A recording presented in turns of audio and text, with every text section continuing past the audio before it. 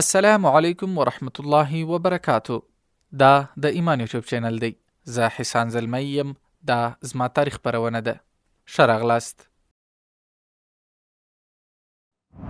عبدالرحمن یا د صلیب لاسپوسی د چاریکار له لارې کابل ته راغی او د انګریزانو لخوا په تخت کښېنول سو. ده هم په ډیر صداقت اول د صلیب عسکر په خوندي ډول خپل ملک ته ورسول.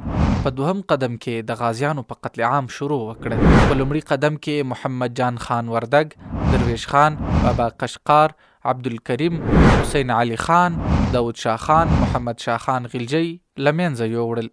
خو تنها په دې هم اکتفا ونه کړه او د ژوند تر پایه یې په زرګونو هغه کسان چې د صلیب په مقابل کې جهاد کړی وو په تیل، داغ، چانوارۍ، توپ کې الوزولو او بیلو بیلو وحشتناکو طریقو سره شهیدان کړل.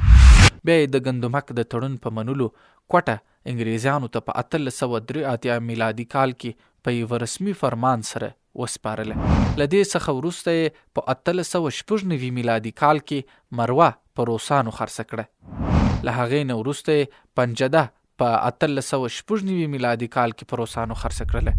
بیا یې ایوب خان د انګریزانو په دوستۍ وټکولو. هغه داسې چې کله ایوب خان د افغاني زړورو غازیانو په ملګرتیا په میوند کې جنرال بروس صلیبي قمندان ته ماتې ورکړه او 1400 صلیبیان یې ووژل او 115 یې ټپیان کړل. نو د صلیبیانو استازي سنټ جان د رحمدل خان له ښځې بی بی حوا چې د دوستم محمد ورنداره کېده او صلیبي سنټ جان ته یې زوی ویلي و، د خپل دې صلیبي زوی په غوښتنه ایوب خان ته ورغله او له هغه څخه یې 40 ورځې مهلت وغوښت. هغه چې یو افغان و، د پښتنو د قواعدو له امله یې د هغې خبره ومنله. نو په دې وخت کې عبدالرحمن د صلیبیانو په مرسته له موقع استفاده وکړه. د جنرال رابرټس او د هغه د 10,000 کسیز صلیبي ځواک په مرسته یې په ایوب خان برید وکړ او هرات یې ترې ونیو. بیا یې په ننګرهار کې د شینوارو او خوږیاڼو د سرونو سلي جوړ کړل. تر هغې وروسته د ډیورنډ کرښه په 1893 میلادي کال کې پر انګریزانو خرڅه کړله.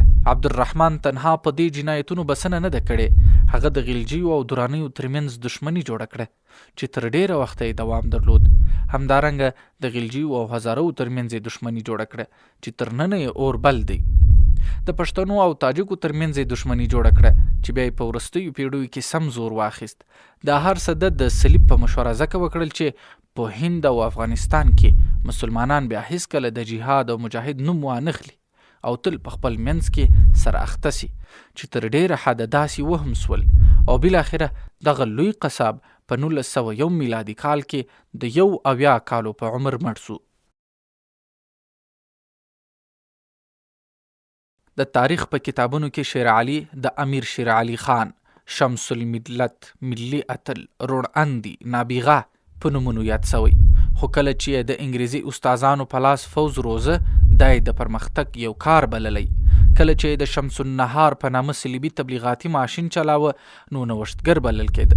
کله چې یې صلیبي دریشۍ اغوستې نو نابغه او روڼ اندی و. او کله چې خپلو پرمختللو فوزونو ته امر وکړ چې د صلیبي فوز مخه ونه نیسي او افغانستان یې بغیر د یو ډز نه ورخوشي کړ او په خپله وتښتېد، نو تاریخ لیکونکي لیکي چې دی ملامت نه و، ځکه چې لیونی و او عصبي توازن یې له لاسه ورکړی و. د تاریخ په کتابونو کې یعقوب د امیر محمد یعقوب خان، شیر هرات او اعلی حضرت په نومونو سره یاد سوی.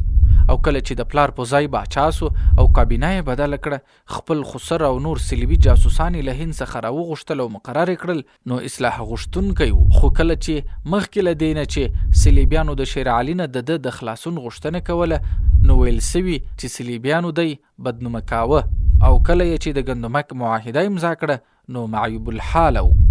د تاریخ په کتابونو کې عبدالرحمن د امیر عبدالرحمن خان، فولادي امیر، ضیاء الملت و الدین په نومونو سره یاد سوی او د غازیانو شهادت د مجبوري ګڼل سوی. د ملک خرڅول د افغانستان د بقا لپاره بلل سوی او د صلیبیانو غلامي د ښه سیاست بلل سوی. ملا مشک عالم اندړ، غازی محمد جان خان وردگ، محمد شاه خان غلجی، میر بچه خان او نور غازیان، د ملوک الطوائف، توتیه‌ګر، د ملک تجزیه کوونکي، د ترقۍ ضد، بې ډیسپلینه او داسې نورو نومونو سره نومول سوي. زه څه نه وایم، تاریخ وګورئ.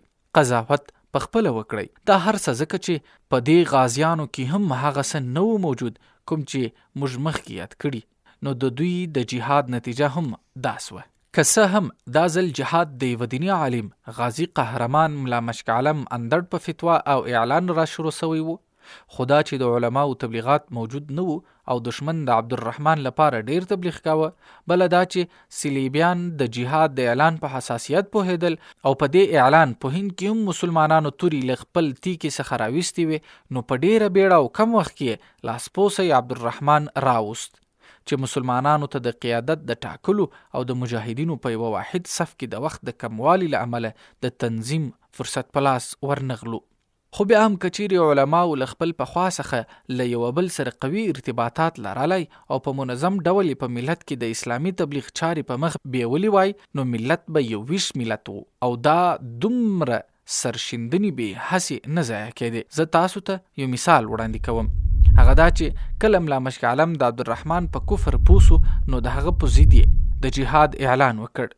نو په دې وخت کې صلیبیانو د افغانانو له جهاد نه د بې خبرۍ څخه ګټه واخیسته او دې خبرې ته د غلجیو او درانیو ترمنځ د قومي جنگ نوم ورکړ، چې په ترڅ کې درانیان چې عبدالرحمن تر هر چا پر دوی ډیر ظلم کړی وو راپاڅول او غلجان پرې وځپل او خپل صلیبي حکومت د مجاهدینو له پنجو څخه بچ کړ، چې دا هر څه د ملت له جهاد څخه د بې خبرۍ لامل وو. حبیب الله چې د ګوډاګي عبدالرحمن تر مرګ وروسته په تخت کښېناست، د پلار مشر زوی وو.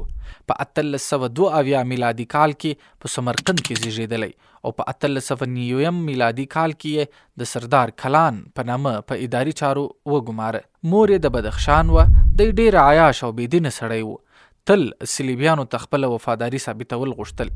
اخر هغوی هم په دې قانع کړل چې دی صلیبیانو ته صادق دی، خو پلار یې درته ویلي و چې د افغانستان ټولنه یوه مذهبي ټولنه ده، نو ته باید ځان خلکو ته مسلمان ښکاره کړې. امیر هم ځان خلکو ته مسلمان ښکاره کړ، چې خپله یوه ښځه یې چې زړه وه کابینې ته راوسته او اعلان یې وکړ چې زه نه پوهېدم او د پلار په دوران کې مې 5 ښځې کړې وې. نو اوس چې له شریعت نه خبر شوم دا 5مه طلاق کوم چې د شریعت مطابق 4 پاتې شي. نو په دې کار یې صلیب ګمان وکړ چې هسې نه د رښتیا ونوي مسلمان شوی او پرې بې باوره شو او هند ته یې وغوښته، چې په 1909 میلادي کال کې د هند ته لاړ او هلته یې د عبدالرحمن لخوا د غلامۍ ټولې لاسلیک سوي معاهدې بیا لاسلیک کړې او کله چې له هغه ځای څخه بیرته راغی د صلیب د خوشحالولو لپاره 4 تنه ملایان اعدام کړل او بیا یې هغه صلیبیان چې له ځانه سره راوستلي وو د متخصصینو په نامه په خپله اداره کې مقرر کړل او د شیر علي په شعروسیبي ریفورم باندې کار شروع کړ. کله چې مولوي واصف په نامه یو دیني عالم له حبیب الله نه په حکومت کې د اسلامي اصولو رعایت وغوښت او عریضه یې ورته وکړه، نو د مولوي واصف د هغه ورور سعد الله او تره عبدالقیوم یو ځای په توپ کې والوزول او شهیدان کړل او همدارنګه قبلی لعل محمد خان غوربندی، جوهر شاه خان او محمد ایوب خان قندهاری هم د اسلام په نامه په توپ کې والوزول او شهیدان کړل. وروسته د سراج الاخبار په نامه د بیان ازادۍ ته لاس واچو. دا چې حبیب الله پوهیده چې د دوی کورنۍ د احمد شاه ټول امپراتوري خرڅه کړي، نو هڅه یې کوله څو د ملت اذهان بدل کړي او ځان ملي شخصیت معرفي کړي.